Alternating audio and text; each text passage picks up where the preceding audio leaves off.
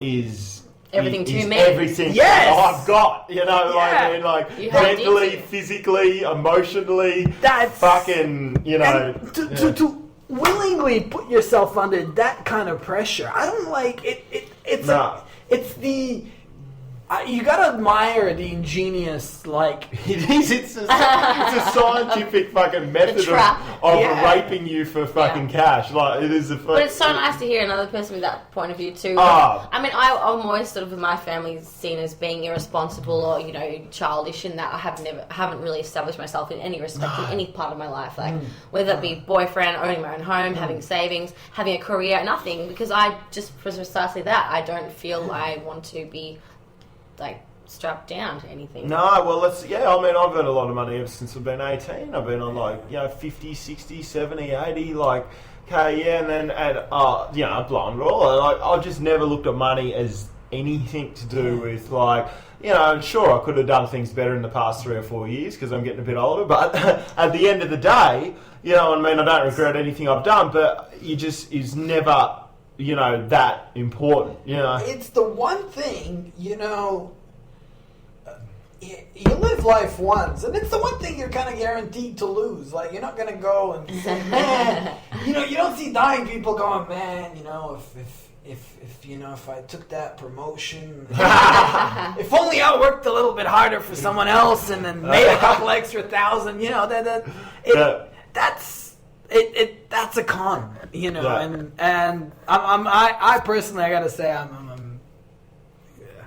delighted to see people are, you know, some people are seeing past it, and definitely, I think if millions of people start thinking this way and have more free time, they'll have more free time to think about, you know, the society and how the world works. Definitely, and I think people are born curious. I think anybody with free 4 days a week is going to think that. I think that's such a massive thing with coming up with ideas and thinking for yourself. You have to be given the free time to let your brain overcome all its just initial worries and stresses of the day and have that freedom to let it go and think about other shit. It's free time, and it's not when you have a little bit of free time and someone starts talking about something socially relevant that you go, this is my free time. I don't want to talk about this now. I don't want to hear about politics, religion, fucking the economic system. I don't want to hear about this shit. You don't talk to me about this. This is let me relax. You know what I mean? There's no time for relaxing. The world's in a situation where things need to change. But if you had a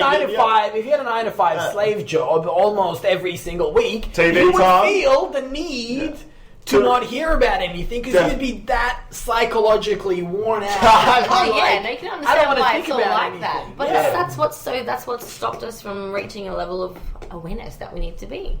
Is because we're so consumed by daily shit that is meaningless. Yes, I think. No, you're right.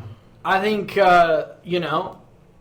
I don't know political action. I mean, I have very good ideas about what individuals can do, but if there was one thing that I reckon they could legislate, I don't really believe in government too much, but I'll say this, if there was one thing they could legislate for that would fundamentally change the world, if they changed the 5-day week to a 4-day week, I think fundamentally make psychedelics legal. There would be, you know, there would be that extra day where people, you know, you always say that every time. Well, shrooms would be good to be, but anyway, they're widely available. But and then on the fifth day, everyone had to take shrooms. But you see, the program here goes the program. You know. One day you go out the house and go fishing or whatever, watch the footy, and the other day you just like chillax, vegetate in front of the television, and that's your weekend. Yeah. See, if you added that one extra day, you'd be thinking deeper about at least something. You'd be like, man, you know, I don't know about, you know, owning this expensive car. It's, you know, you might just. What is this thing on TV? Let me look it up on the internet. What is this global financial debt ceiling crisis thing? What is this fiscal cliff? This seems silly to me.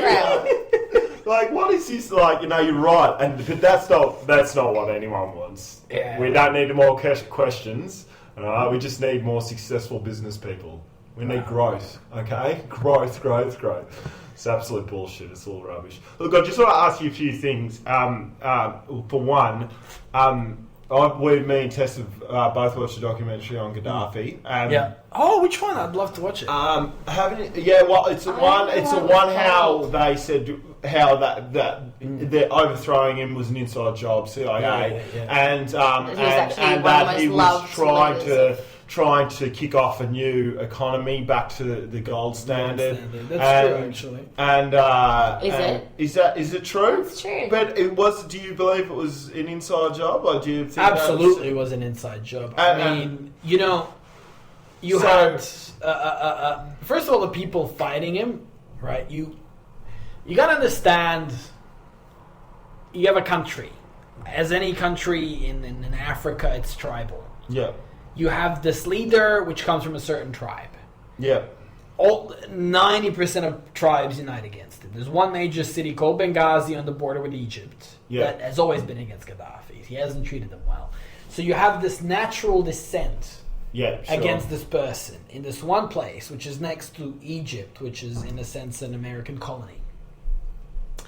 So Gaddafi, firstly, he started selling most of his oil in euros, which Americans don't like because oil is generally traded in dollars. Exactly. And when the euro started going down, he was like, "Man, screw this. Make my own currency. I'll try to make my own gold currency, and we'll try to trade gold in that. I'll try to sell it for gold for the continent or for Libya, and he wanted to make it the African currency. Yeah. He had three kind of plans, national currency backed by gold, used for oil and used in all of Africa. I mean, that works or it doesn't. Yeah. He wanted to exchange his oil for gold, whether or not he got the currency, and he wanted to sell it to the Chinese, and the Chinese were quite happy to pay gold. The Chinese were moving in. Yeah. So he was basically looking at it, my oil, these euros and dollars are devaluating, just like a normal, sensible person would. Yeah. My asset that I'm selling, I don't want to sell it for dollars or euros anymore. I want to tie it up to some precious metals, or I want to tie it up to a currency that isn't devaluating. And it wasn't some giant conspiracy. It was just applying some freaking common sense, Yeah, that's right. And that was problematic. And furthermore, he was getting problematic because America doesn't have any gold. Yeah. That's why it's problematic. And furthermore, he was getting a full price. He was getting the global market price for his oil. Exactly. There was nobody was getting a discount. He was getting every cent. Yeah. And most of his customers were European. Now, NATO is, led by America, but the people that actually went into Libya, the main drive was the French. I mean, most people don't know this. The Italians had a sweet deal. The French didn't quite. A lot of Libyan gas and oil went to Italy, and a lot of it was going to China. The French thought, well, fuck, man, if we overthrow this guy, we can get some cut-price oil. We're in. We're going to get our companies in for forever. Yeah. And the Americans were on board from day one. I mean, you have this socialist country that's proving to be successful, best standard of living in Africa. And guess who owns all the oil in the world? Yeah. The American oil companies. Yeah. Now, the idea behind oil, behind conquering Iraq, isn't that tankers of oil are going to start going towards America. America doesn't need oil. There's so much more oil in the world than people think. Yeah, right. Yeah, right. Yeah. But you gotta put your hand on the valve. Yeah. So when they move into Iraq, oil price goes through the roof. Who owns the oil? American oil companies. Who gets the money? They put some money. They go into Libya. They start a war with Libya. The oil price goes through the roof. They're making tons of money. Yeah. So, in a sense, it's when you move into an oil-rich country, it's not about for France who have fuck all. It was. Yeah. For America, it was kind of like, man, we'll just have some fucking chaos over here. The oil production is going to go down. The price is going to go up.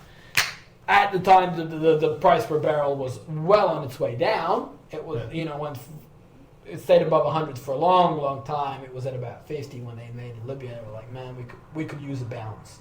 Yeah. So, fucking hell. There was a genuine uprising in about... So ridiculous, isn't it? There was a genuine uprising in about maybe, I don't know, 7% of the country. There was a genuine, these people didn't want Gaddafi. And they were like, okay, no problem. We'll just fly in some jihadis, we'll give them all the weapons in the world, we'll bomb the fuck out of him, and they'll take over the country. There'd be a genuine uprising of more than 7% against Gillard in Australia. Yeah. You know, like, I reckon 10 or 15% would get involved, you know, like, get the fuck out, right? Yeah. I mean, so imagine like 10% of us started going, oh man, Gillard's bad, and like some guy from the State Department, from CIA would come in and say, look, here's a bit of cash. We can give you like $100 million. We'll fly these jihadis, Wahhabis. They also don't like Julia Gillard, you know. They're going to come in. They're going to come in from Saudi Arabia and Afghanistan, and they hate Gillard because she doesn't want Sharia law. And off we go to conquer the country. You know, it's that ridiculous. You have a sovereign nation. Most of the population supports the government in place, the vast majority, and they just go, you know what? It would be better if he got out of the way. It wasn't even that this guy was majorly opposing them. He was just giving a bad example. He wanted to trade his currency. He wanted to trade his oil in not euros, not dollars. These are not NATO currencies, and on top of that, he was getting top price for it, which isn't cool. And on top of that, it's not alright. He was having, a successful socialist country, which isn't cool. Now, I don't particularly personally support, as I said, socialism. It's highly inefficient. Yeah. But I mean, a corporate tyranny of fucking in a foreign corporations in a third world context. Go for it. It's way better. And then fucking. It is way better. They're starving to death. It is way better than corporate slavery. I mean, if a country like Indonesia or whatever was a socialist country and they just said, all right, well, we're just going to look after number one. We're going to try to feed everybody. Yeah. And we'll put most of our focus to just putting a roof and we might do a shitty job at it. They would be better off at the government doing a shitty job at it than Nike and whatever Nike, Puma and... But similar to Indonesia, Indonesia deforested literally their whole country, man. Like, just deforest, just cut them all down and sold it internationally because they're just trying to fucking stay in the game, you know? But, you deforest, keep the profit inside. The environment's always it's a pretty easy concept, trying to keep profits. And of course there are, and there's hundreds of... You know what the worst thing is? All these foundations, all these, most of this is what we call activists and environmental movements are funded by big corporations. And they let them do real things. Yeah. But the point is, what do you do? How does this corporate money work? You have a board. To have an NGO, you need to have a board. When you have a board, you have people supported by the corporate establishment to sit on that board. Definitely. So every time some issue comes where, some enemy of the United States is destroying some habitat, let's say Russians start cutting forests. They don't like the Russians. There'll be global fucking protests. Save the Russian swamps, Yeah, nice. But guess what? If Shell Petroleum wants to drill in the Arctic, yes, sir, they can make sure that you can protest all these things. Just let Shell Petroleum do its thing. We'll pitch a flag for you. Yeah. Well, and this is, every time you see international NGOs being involved in third world countries, they're helping. They're helping until the day that, NATO or some U.S. interest has a political agenda. Definitely. On that day, those charities, those that were feeding people yesterday, tomorrow when there's a political agenda, they will be calling in to say Gaddafi is shooting his own people. Because, I think you missed the point, but I was just saying that most NGOs and charities have people on the board. So not people that run the organization, do the daily stuff, but people above them on the board. When you get government money, you need to appoint government people to sit on your board. So their boards are controlled by corporations and U.S. big governments. Not by people in the field. Not by people in the field. And people in the field go and help and feed people, and it goes on until there is some political issue there. So if these NGOs are in Mali, and US has some particular political